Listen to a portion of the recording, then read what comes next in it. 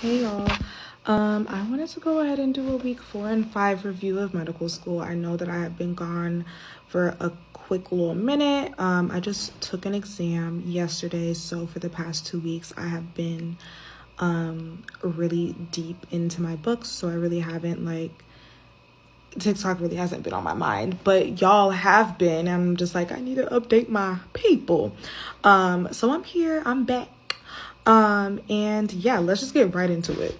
So these last 2 weeks have just been really exam focused, like studying for my exam. I did have a quiz. The quiz was a bust. I got a 56.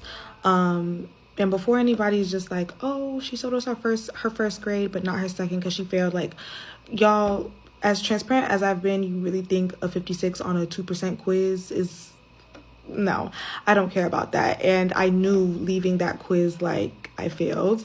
And I planned on talking about it anyway. I just literally haven't had the time because the quiz was on my mind. But to talk about the failure of the quiz, going into that quiz, like, I felt like I was doing everything, but then I still felt like I wasn't doing everything. Like, the amount of effort and time that I put into studying for my first quiz, I feel like I did not give it my all on my second. And for the first quiz, we realistically had 2 weeks to study for that first quiz. And then for the second, we only had a week. So we only had 1 week of time to be able to sit and marinate with the material that we've learned and then turn around and take a quiz on it. So we had more time for the first quiz than we did for the second. And I also think that that could attribute to why I did not perform as well as I did on the first quiz. And then also on the second, like, it was the difficulty was turned up a little on the, like, a notch. It was turned up a little bit. I wouldn't say that it was outlandish. I would definitely say that it was a fair quiz, but you just had to pay attention more to the PowerPoint slide than you did like on the first quiz. So I'm actually really thankful for that quiz and the failure because I think it definitely taught me where I needed to like fix my studying a little bit. Like I needed to pay more attention, to the lecture PowerPoint and really drive home like all the little details and stuff like that. So yeah, that was really like my second quiz, how that went and everything. So now I'm going to talk about preparing for my exam. So in terms of preparing my exam, I had the mindset coming in that day 1, you should be prepping for your exam. Like, you should be studying for your exam like it's tomorrow from day 1. So, in terms of like, turning things up a notch, like, I think I definitely just spent more time like reviewing stuff from like the first 2 weeks and making sure that I really drove those things home. I spent a lot of time studying the material that I learned and failed on the quiz because it was like obvious that those things weren't driving home for me. And then also we had lecture up until the Wednesday because we took our CAS or our exam on Monday. And then we didn't have our lecture stopped on Wednesday.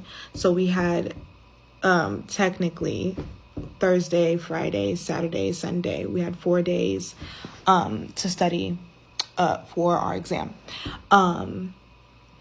One thing that I learned studying for the exam is that I definitely need to start reviewing earlier. And reviewing in terms of like making sure that I'm getting as many passes of the PowerPoint lecture material and all of that as many times as possible, because you need to understand, like, these questions are being written by the professor. So everything is fair game. Like, you cannot decide as the student what you think is high yield, because what you think is high yield may not be high yield for the professor. Like, you know what I'm saying? So yeah, studying for the exam, I did a lot of practice questions. I did over 200 and something practice questions. And before you think that that's a lot, like, there are people that from previous classes that were doing like 1,000 and stuff like that. But I really only stuck with the questions that were given to us by the school. Like we have like a question bank that's given to us by my institution. And yeah, I really only stuck with that. I did 247 questions twice. And you would think that it's like, girl, why would you do the same question set again? I was still getting stuff wrong. Like, so for me, like when I'm doing these practice questions, even if I'm seeing the question again, I always like to make sure that I am thinking through and applying how to get to the right answer, not just based off of memorization, but understanding the concept and how to get there. And that's honestly what I feel like has helped me so much when I'm studying, especially doing practice questions. So my biggest piece of advice to anybody in any school, honestly, is do practice questions. If there is a bank that can be given to you, do that. If, there's practice questions in, the textbook, do that. Make practice questions on ChatGPT. Like, do practice questions, because that you learn so much more from practice questions more than anything. I promise you. But anyways, back to the exam. Like, I left that exam feeling very, really confident.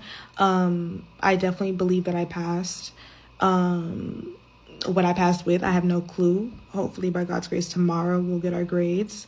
But I definitely feel that I did absolutely everything possible to get a passing score on my first exam. Another thing that I truly have learned, I knew it coming in, but I think I really didn't experience it until these last 2 weeks, is that medical school truly tries you, in the sense that, like, your mental health will be tried, your physical health will be tried, your emotional health will be tried. You are just tested in so many ways, because there will be days where you literally do not have the physical or the mental capacity to study. Like, you are tired, you are exhausted. There were days where I was drinking Celsius out the ass and it still wasn't working. I was still needing to go to bed. Like, so I learned and I saw like how resilient I am and how much work I'm willing to put in for something that, I want so badly. So I learned that about myself, and I'm really proud of that. And I by God's grace, I hope and I know that it paid off. But yeah, like, it's professional school is truly trying. Like, it's truly trying. Another thing that I learned is, like, do not listen to everybody. People will give you all sorts of advice. People will tell you, oh, you should do this, you should do that. You should do what works for you. Do what works for you.